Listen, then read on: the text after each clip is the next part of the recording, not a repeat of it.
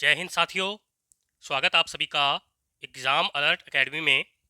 प्यारे साथियों, आज हमारी पीजीटी, टीजीटी और मास्टर कैडर हिंदी सीरीज से संबंधित क्लास नंबर 17 रहेगी। और आज की इस क्लास में हम हिंदी साहित्य से संबंधित बहुत ही महत्वपूर्ण प्रश्नों का अध्ययन करेंगे जो कि अक्सर परीक्षाओं में पूछे जाते हैं। साथियों, आज की इस क्लास में आपको बहुत कुछ नया सीखने को मिलेगा, इसलिए सभी साथी आज की क्लास को अंत तक अवश्य देखेंगे। अगर आप हमारे YouTube चैनल पर नए हो तो चैनल को सब्सक्राइब कीजिए, बेल आइकन को अवश्य दबाइए ताकि आप तक नई क्लास का नोटिफिकेशन पहुंच सके। अगर आपने हमारी पहली वाली क्लासें नहीं देखी हैं तो आप प्ले लिस्ट में जाकर उन क्लासों को अवश्य देखिए और अपनी हिंदी की बेहतर तैयारी कीजिए। बहुत बहुत स्वागत है सभी का। जय श्री राम। तो शुरू करते हैं आज की क्लास। देखते हैं आज की क्लास का क्वेश्चन नंबर 1।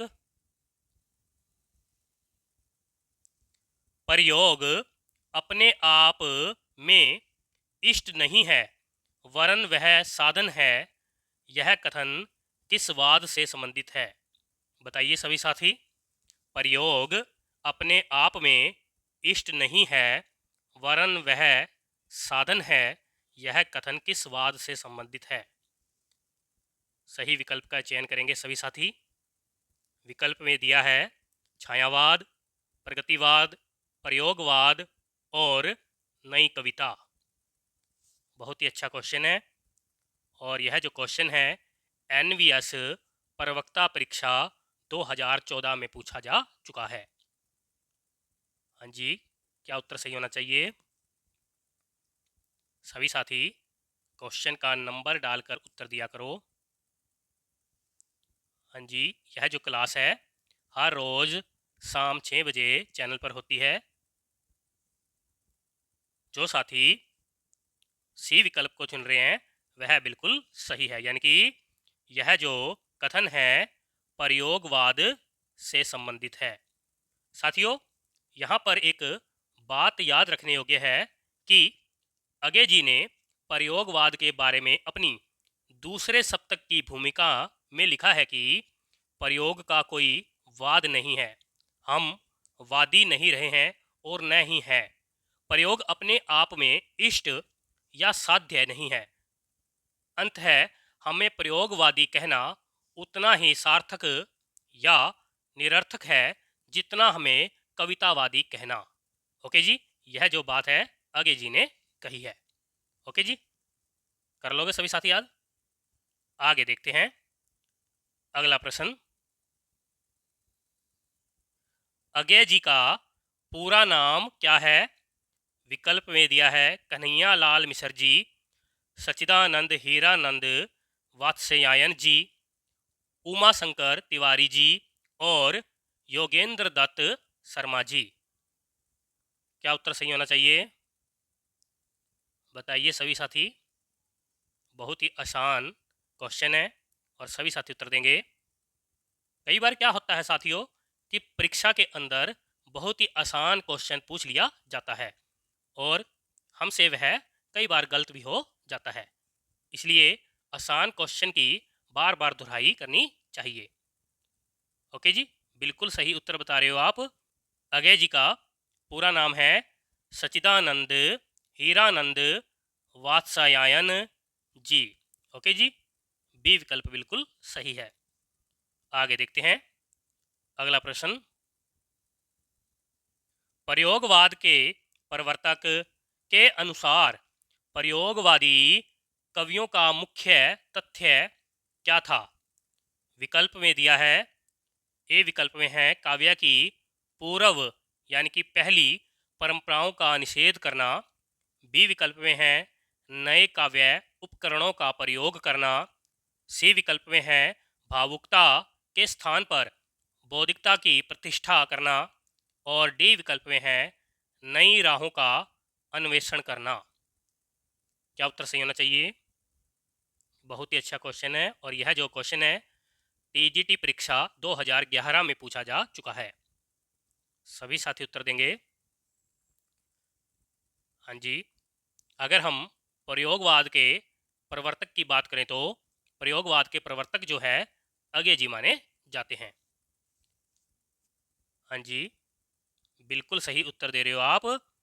प्रयोगवाद के प्रवर्तक के अनुसार यानी कि अगेजी के अनुसार प्रयोगवादी कवियों का मुख्य तथ्य है नई राहों का अन्वेषण करना, यानी कि डी विकल्प बिल्कुल सही उत्तर है। साथियों, मैं आपको यहाँ पर बता देता हूँ, तार सप्तक की भूमिका में अगेजी ने स्पष्ट किया है कि उनके एकत्र होने का कारण ही यह है कि वे किसी एक स्कूल के नहीं हैं, किसी मंजिल पर पहुंचे हुए नहीं हैं, अभी वे राही है। नहीं नहीं, राही नहीं, वे तो राहों के अन्वेषी हैं। उनमें मत ऐक्य नहीं है, यानी कि उनके सभी के मत एक नहीं है। सभी महत्वपूर्ण विषयों पर उनकी राय अलग अलग है। अंततः स्पष्ट है कि प्रयोगवाद के प्रवर्तक अगेजी के अनुसार प्रयोगवादी कवियों का मुख्य तथ्य है नई राहों का अन्वेषण करना। ओके जी, कर लोगे सभी साथी याद? आगे देखते हैं अगला प्रश्न। निम्न में से किसने प्रयोगवाद को सर्वाधिक प्रभावित किया है? ए विकल्प में है छायावाद ने, बी विकल्प में है प्रगतिवाद ने, सी विकल्प में है अस्तित्ववाद ने और डी विकल्प में है मार्क्सवाद ने। क्या उत्तर सही होना चाहिए? बहुत ही अच्छा क्वेश्चन है यह भी, और यह जो क्वेश्चन है पीजीटी परीक्षा 2015 में पूछा जा चुका है। उत्तर देंगे सभी साथी। बिल्कुल सही, प्रयोगवाद को सर्वाधिक प्रभावित जो है अस्तित्ववाद ने किया है, यानी कि सी विकल्प बिल्कुल सही उत्तर है। आगे देखते हैं अगला प्रश्न। निम्न में से किसका संबंध प्रयोगवाद से नहीं है? विकल्प में दिया है स्वच्छंदतावाद का, मनोविश्लेषणवाद का, अस्तित्ववाद का और कलावाद का। क्या उत्तर सही होना चाहिए? बताइए सभी साथी। यह जो प्रश्न है एनवीएस प्रवक्ता परीक्षा 2019 में पूछा जा चुका है। हाँ जी, बिल्कुल सही, प्रयोगवाद से जिसका संबंध नहीं है वह है स्वच्छंदतावाद, यानी कि ए विकल्प बिल्कुल सही उत्तर है। स्वच्छंदतावाद का संबंध छायावाद से माना जाता है। ओके जी, प्रयोगवाद का संबंध है मनोविश्लेषणवाद से, अस्तित्ववाद से और कलावाद से प्रयोगवाद का संबंध माना जाता है। ओके जी, आगे देखते हैं अगला प्रश्न। निम्न में से कौन सा कथन प्रयोगवाद के संदर्भ में सही नहीं है? सभी साथी उत्तर देंगे। ध्यान से पढ़िए विकल्प को और सही विकल्प का चयन करिए। बताइए प्रयोगवाद के संदर्भ में कौन सा सही नहीं है? बहुत ही अच्छा क्वेश्चन है ये, और यह जो प्रश्न है प्रवक्ता परीक्षा 2015 में पूछा जा चुका है। हाँ जी, प्रयोगवाद में प्रयोग को इष्ट नहीं साधन माना गया है, यह कथन है जो प्रयोगवाद के संदर्भ में बिल्कुल सही है। प्रयोगवाद का जन्म तार सप्तक के प्रकाशन वर्ष के साथ माना जाता है, यह कथन भी बिल्कुल सही है। प्रयोगवादी कविता हरासो उन्मुख मध्य वर्गीय समाज के जीवन का चित्रण प्रस्तुत करती है, यह कथन भी प्रयोगवाद के संदर्भ में बिल्कुल सही है। अगर हम सी विकल्प को देखें तो ध्यान दीजिए सभी साथी, नई कविता प्रयोगवाद का विकसित रूप नहीं है, यह कथन जो है बिल्कुल गलत है। मैं आपको बता देता हूं कि नई कविता प्रयोगवाद का ही विकसित रूप है। ओके जी, यानी कि इस प्रश्न का सही उत्तर है सी विकल्प। प्यारे साथियों, नई कविता नाम स्वतंत्रता के बाद लिखी गई उन कविताओं के लिए रूढ़ हो गया है जो अपनी वस्तु छवि और रूप छवि दोनों में पूर्ववर्ती प्रगतिवाद और प्रयोगवाद का विकास होकर भी अपने आप में विशिष्ट है। ओके जी, कर लोगे सभी साथी याद? हाँ जी, बिल्कुल सही जो उत्तर है इस प्रश्न का सी विकल्प है। आगे देखते हैं अगला प्रश्न। तार सप्तक कोमा दूसरा तार सप्तक कोमा तीसरा तार सप्तक और चौथा तार सप्तक का संपादन किसने किया था?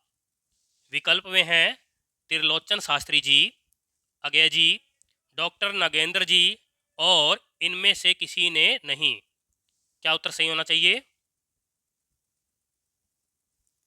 बहुत ही अच्छा क्वेश्चन है और यह जो क्वेश्चन है कई बार परीक्षाओं में पूछा जा चुका है, जैसे 2005 में, 2010 में, 2016 में और 2018 में पीजीटी और टीजीटी परीक्षा में यह क्वेश्चन पूछा जा चुका है। बिल्कुल सही उत्तर दे रहे हो आप सभी।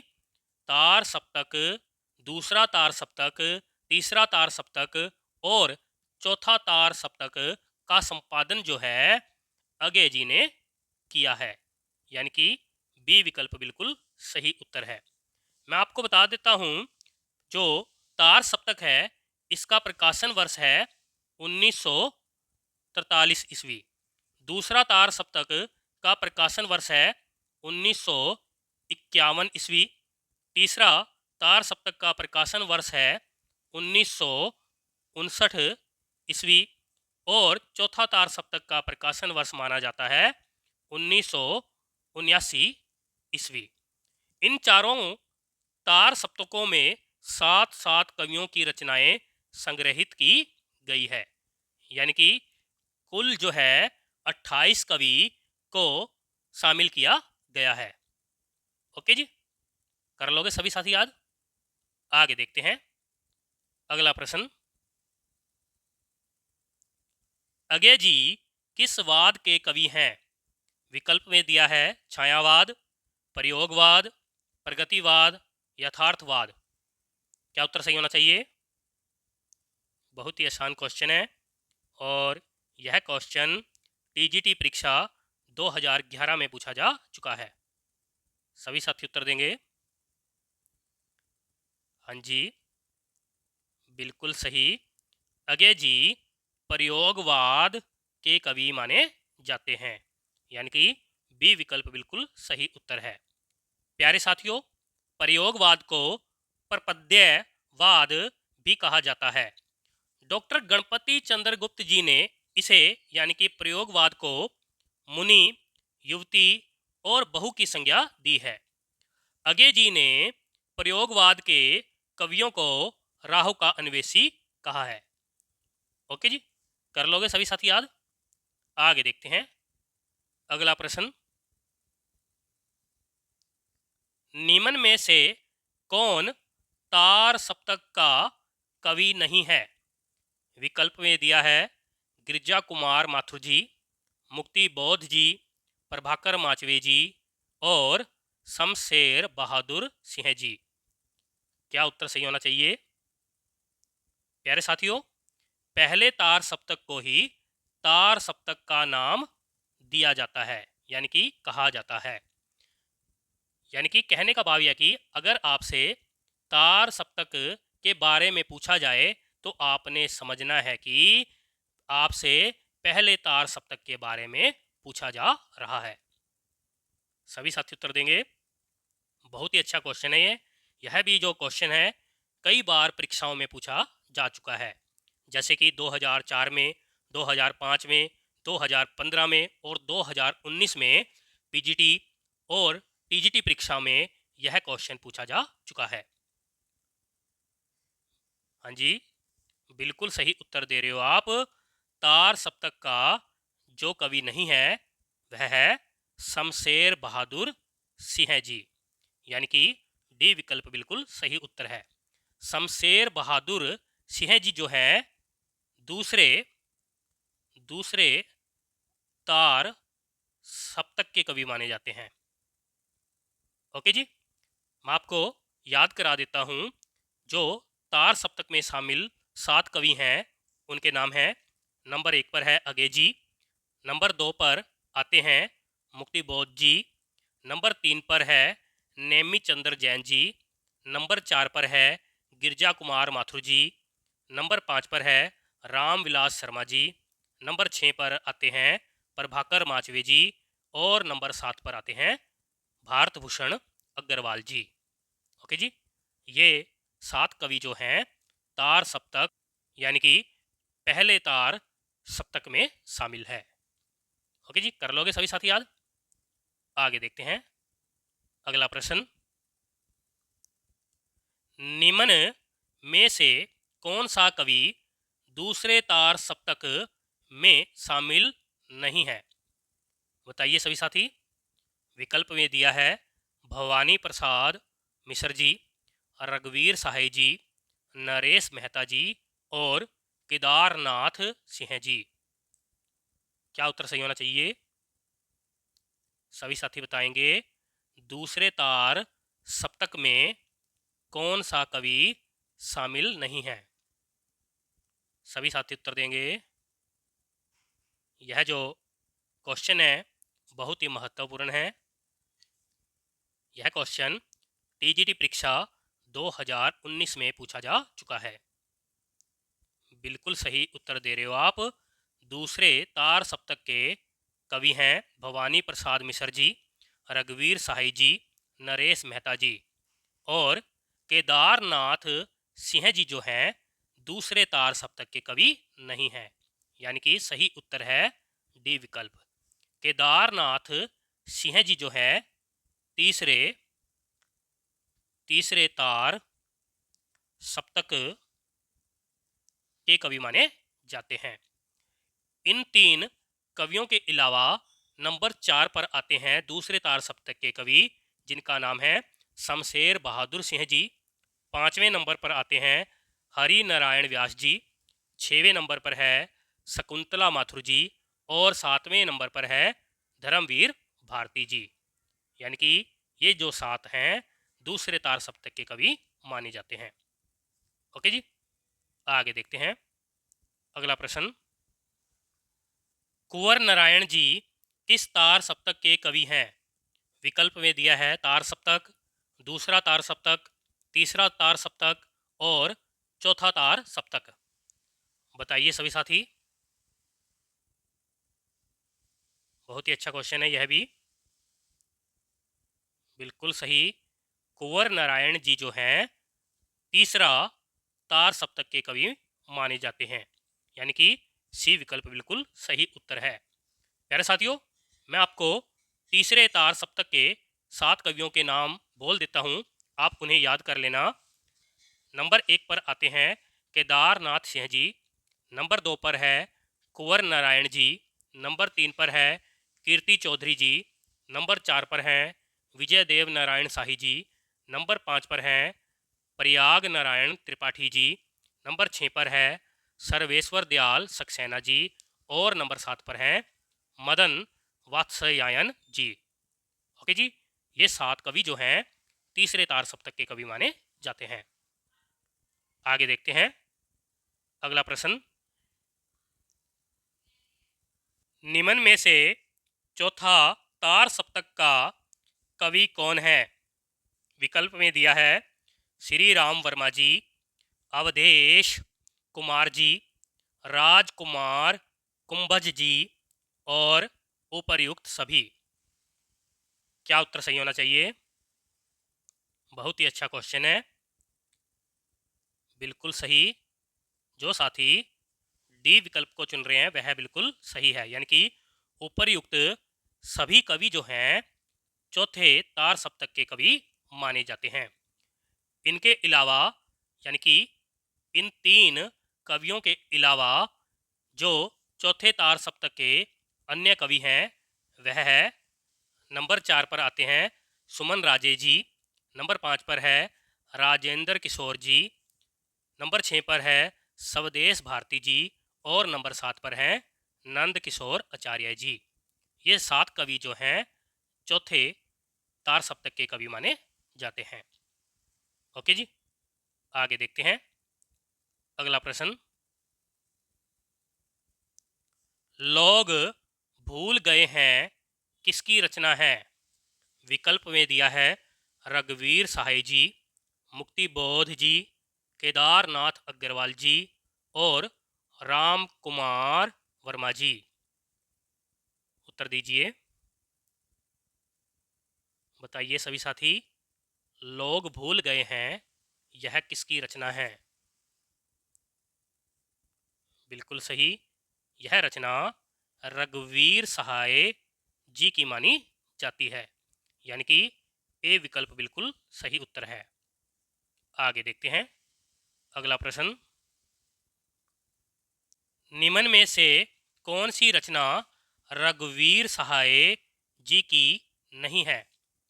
विकल्प में दिया है आत्महत्या के विरुद्ध, सीढ़ियों पर धूप में, हंसो हंसो जल्दी हंसो और एक सूनी नाव। बताइए सभी साथी, कौन सी रचना रघुवीर सहाय जी की नहीं है? हाँ जी, बहुत ही अच्छा क्वेश्चन है ये, बिल्कुल सही। आत्महत्या के विरुद्ध, सीढ़ियों पर धूप में, हंसो हंसो जल्दी हंसो, यह तीनों रचना जो है रघुवीर सहाय जी की मानी जाती है। लेकिन एक सुनी नाव यह रचना रघुवीर सहाय जी की नहीं है, यानी कि डी विकल्प बिल्कुल सही उत्तर है। एक सुनी नाव रचना जो है सर्वेश्वर सर्वेश्वर दयाल सक्सेना सक्सेना जी की मानी जाती है। ओके जी, अगर हम रघुवीर सहाय जी की अन्य रचनाओं की बात करें तो जिनमें प्रमुख हैं कुछ पत्ते, कुछ चिट्ठियाँ, एक समय था, रास्ता इधर से है, जो आदमी हम बना रहे हैं, दिल्ली मेरा प्रदेश, उबे हुए सुखी और भंवर। कर लोगे सभी साथी याद? ये जो है रघुवीर सहाय जी की प्रमुख रचनाएं मानी जाती है। आगे देखते हैं अगला प्रश्न। कुआनो नदी किसका काव्य संग्रह है? विकल्प में दिया है सर्वेश्वर दयाल सक्सेना जी, गजानन माधव मुक्ति बोध जी, रघुवीर सहाय जी और राम स्वरूप चतुर्वेदी जी। क्या उत्तर सही होना चाहिए? बताइए सभी साथी, कुआनो नदी किसका काव्य संग्रह है? हाँ जी, बिल्कुल सही। कुआनो नदी काव्य संग्रह जो है सर्वेश्वर दयाल सक्सेना जी का माना जाता है, यानी कि ए विकल्प बिल्कुल सही उत्तर है। आगे देखते हैं अगला प्रश्न। निम्न में से कौन सी रचना सर्वेश्वर दयाल सक्सेना जी की नहीं है? विकल्प में दिया है काठ की घंटियां, बांस का पुल, गरम हवाएं और बरन मवन। क्या उत्तर सही होना चाहिए? सभी साथी उत्तर देंगे। बिल्कुल सही, जो साथी डी विकल्प को चुन रहे हैं वह बिल्कुल सही है, यानी कि बरन मवन रचना जो है सर्वेश्वर दयाल सक्सेना जी की नहीं है। काठ की घंटियां, बांस का पुल और गर्म हवाएं, यह तीनों रचना जो है सर्वेश्वर दयाल सक्सेना जी की मानी जाती है। बरन मवन रचना जो है रघुवीर रघुवीर सहाय जी की मानी जाती है। ओके जी, यह जो रचना है रघुवीर सहाय जी की अनुदित रचना मानी जाती है। यह रचना शेक्सपियर जी के नाटक मैकबेथ का अनुवाद मानी जाती है। कर लोगे सभी साथी याद? आगे देखते हैं अगला प्रश्न। जंगल का दर्द और खुटियों पर टंगे लोग किसकी रचनाएं हैं? विकल्प में दिया है शमशेर बहादुर सिंह जी, प्रभाकर माचवे जी, सर्वेश्वर दयाल सक्सेना जी और अगे जी। बताइए सभी साथी, क्या उत्तर सही होना चाहिए? जंगल का दर्द और खुटियों पर टंगे लोग किसकी रचनाएं हैं?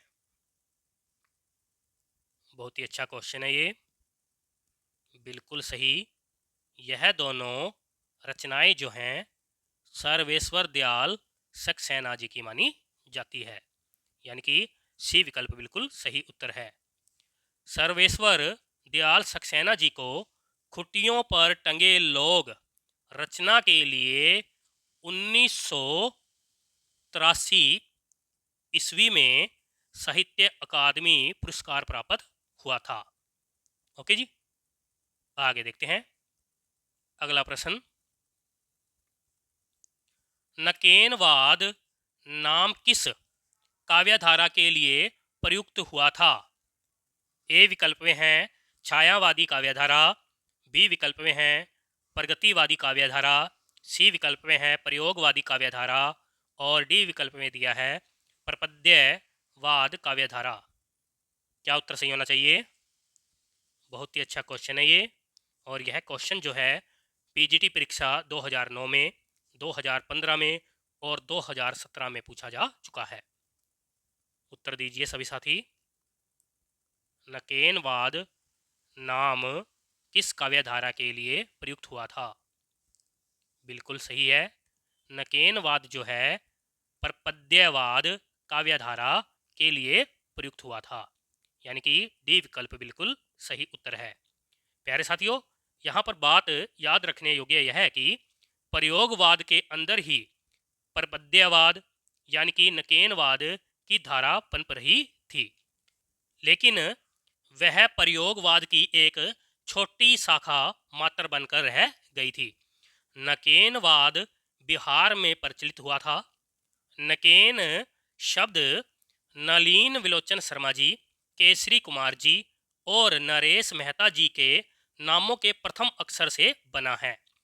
नकेनवादी इन तीन कवियों ने प्रयोग 10 सूत्री, क्या नाम है? प्रयोग 10 सूत्री, प्रयोग 10 सूत्री में प्रयोगवाद और प्रयोगशीलता में अंतर स्पष्ट किया है। ये प्रयोग को ही काव्य का एकमात्र लक्ष्य मानते हैं। ओके जी, कर लोगे सभी साथी याद? आगे देखते हैं अगला प्रश्न।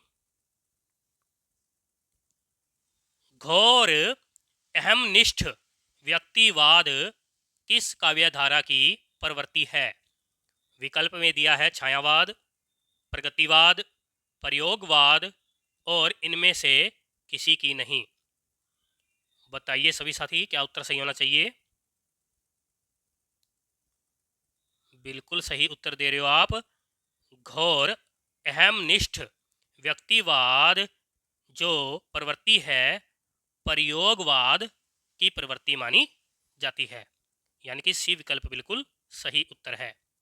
मैं आपको बता देता हूँ, व्यक्तिवाद या व्यक्तिगतता छायावाद की विशेषता भी मानी जाती है।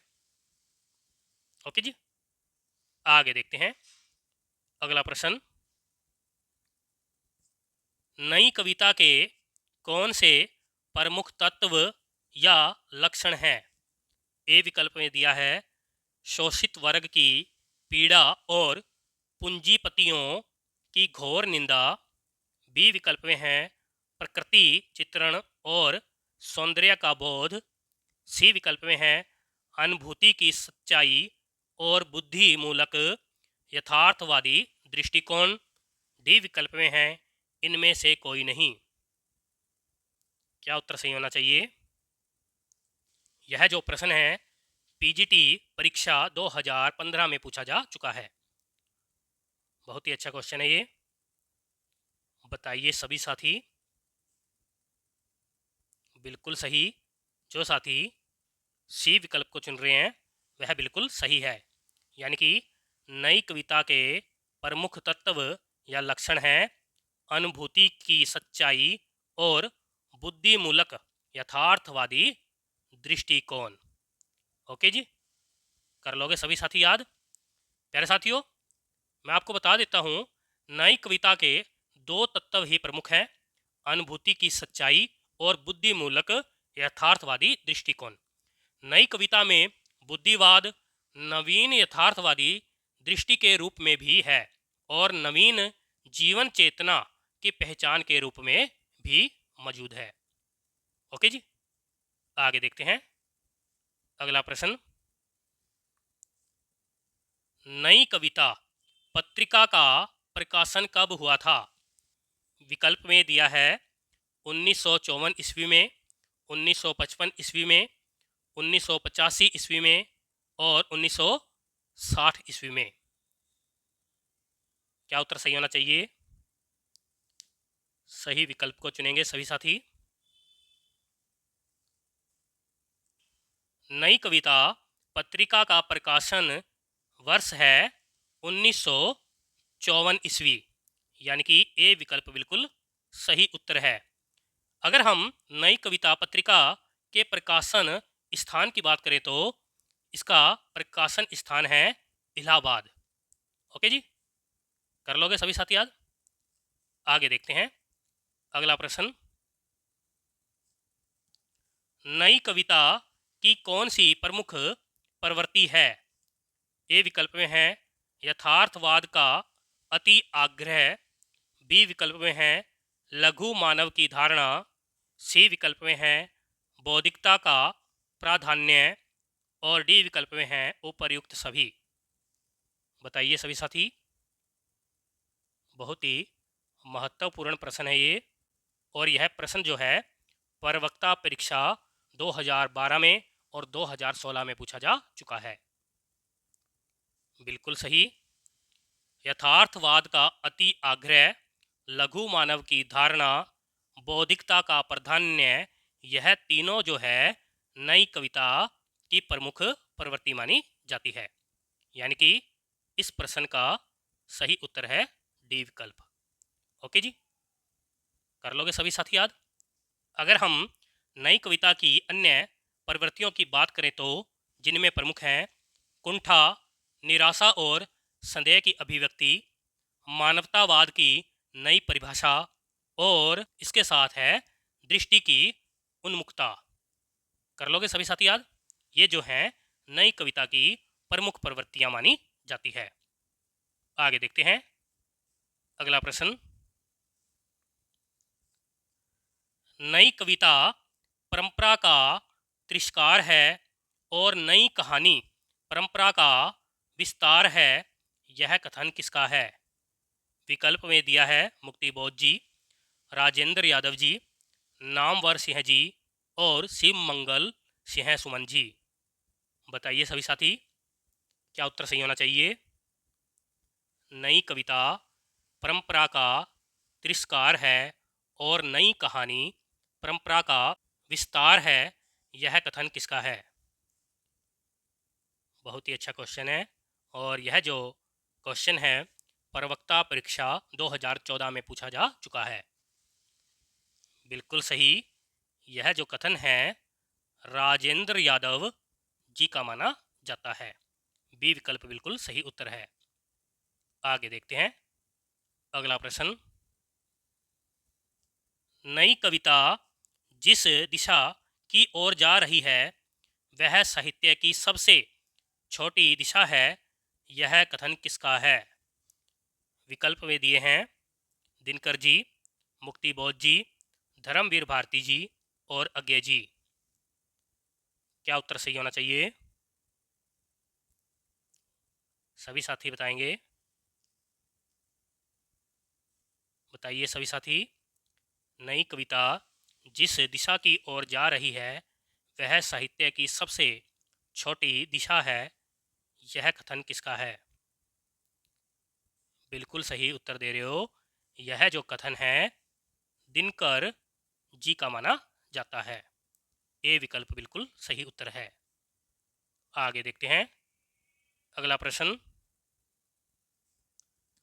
प्रयोगवाद की भूल सुधार ही नई कविता है, यह कथन किसका है? बताइए सभी साथी। प्रयोगवाद की भूल सुधार ही नई कविता है, यह कथन किसका है? विकल्प में दिया है बाल कृष्ण भट्ट जी, नरेश कुमार जी, नंद दुलारे वाजपेयी जी और मुक्ति बोध जी।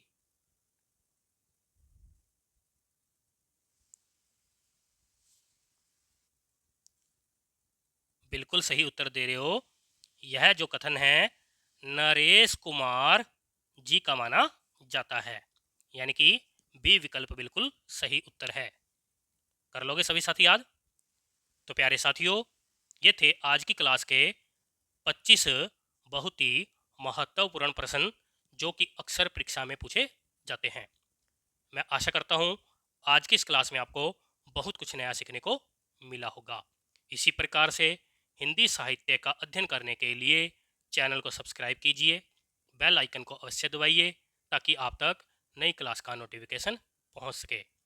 सभी साथी आज की क्लास को लाइक और शेयर अवश्य करेंगे ताकि चैनल के साथ नए साथी जुड़ सके। अगर आपने हमारी पहली वाली क्लास से नहीं देखी हैं तो आप प्ले लिस्ट में जाइए, उन क्लासों को अवश्य देखिए और अपनी हिंदी की बेहतर तैयारी कीजिए। तो मिलते हैं अगली क्लास में, तब तक के लिए जय हिंद, जय श्री राम।